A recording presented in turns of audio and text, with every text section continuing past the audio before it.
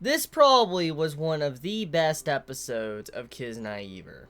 Hands down. It was definitely, I think, one of my personal favorites.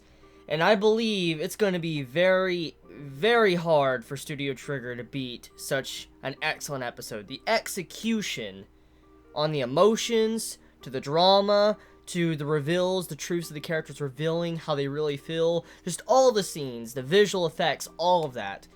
It's going to be really hard for Studio Trigger to beat such a fantastic episode that really brings the entirety of the series full circle. When you see that one final scene of the episode where they're all just laying down and the rain's pouring on them, they're saying it hurts, and they're being able to share their emotions finally, actually hear each other's thoughts, and the Kiznaiver project is, came further than it's ever been. It was a very emotional moment, especially when you see how they were starting to hear their hearts. Like when, Katsuhira, he was chasing after Chidori, and, she's like, hold me, I want you to hold me, like Nori, and, he holds her, but then she gets upset, and she's like, you're cruel and all that, like, and getting upset, like, why are you holding me? It was a very emotional moment, and I love the scene. I love the visuals in that scene, when you see the pain come from her and affect everyone, when you see the screen just, like, shake a little bit. It was just such a well-done scene. Studio Trigger, really, the team that worked on this episode, the production team that really worked on this episode, they need a raise. They did a very good fucking job with this episode, especially when nailing the emotions properly, especially when it came to Nico. Now, the many things I've seen in the comments from fellow Chibits, and I've had these thoughts too. I haven't really dived into it, but I've had similar thoughts.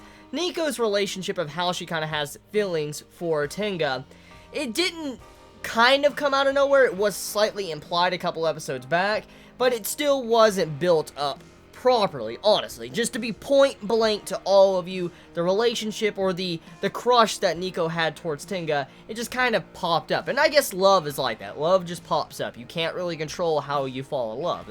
That's how it is at the end of the day. But the main thing is, when it came to the situation with Nico and Tenga, it felt like it was just thrown in to be some form of, like, crutch between, the relationship of Chidori and Tenga, for instance, to add some drama in between all this.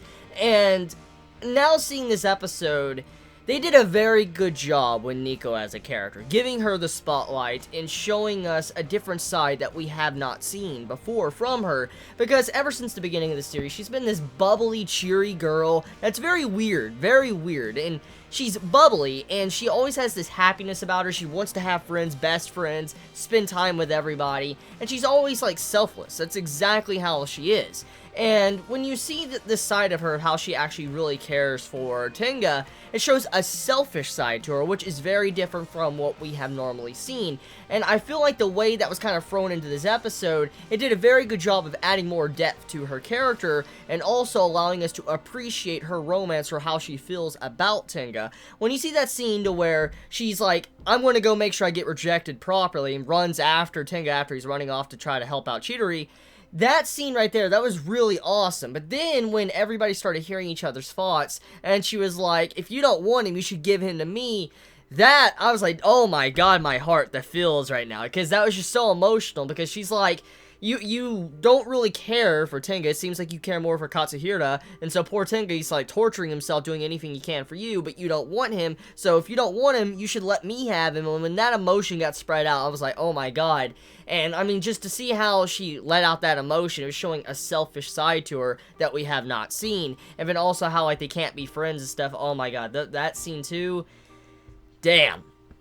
So, besides that, however, this episode, just a lot of emotions, and a lot of drama, and a lot of characterization for characters, and a lot of, I guess, plot points I've been building up finally explode in this episode. It's like shit hit the fan, because, I mean, you finally have it where Katsuhira has to man up, and he has to realize how much Chidori really loves him. Tenga expresses his emotions of how much he loves Chidori, and then Nico, expresses her emotions, how much she loves Tenga, and then you have Yuta, and then you have Maki, of how, it seems like their romance overall seems to be rather fine, but everybody else's friendship is kind of breaking apart thanks to them being able to hear their true thoughts and emotions. And I mean, that would be a big strain on someone. It would. I mean, that's why I don't think humanity should ever get to the point to where we could probably hear each other's thoughts, because there's a difference for privacy. Like, I mean, it would be ruining someone's privacy, yes, but sometimes I feel like it's best to not hear someone's thoughts, because it's best to just have your own sanctuary for no one can hear what you really think, because sometimes it's best to not know what that person is thinking, regardless of how much they care for you and not. It's the main point. And when you have all these emotions, you know, coming into their mind, they could feel it, and they know what someone thinks around them, and they can't hide it.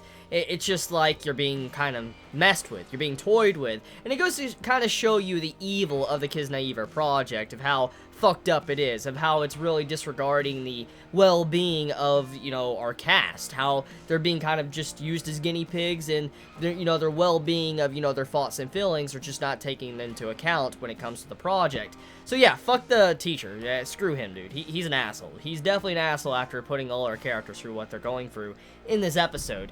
But that's about it. I mean, the episode does reveal and confirm that, you know, Nori and, you know, Katsuhira had a relationship in the past. For instance, you know, how they were together and they were part of a previous project, and he still has his connection with her. So that was kind of confirmed in this episode. But let me know your thoughts in the comments below. You all have a wonderful day or night wherever you live. Please be safe. Chibi out.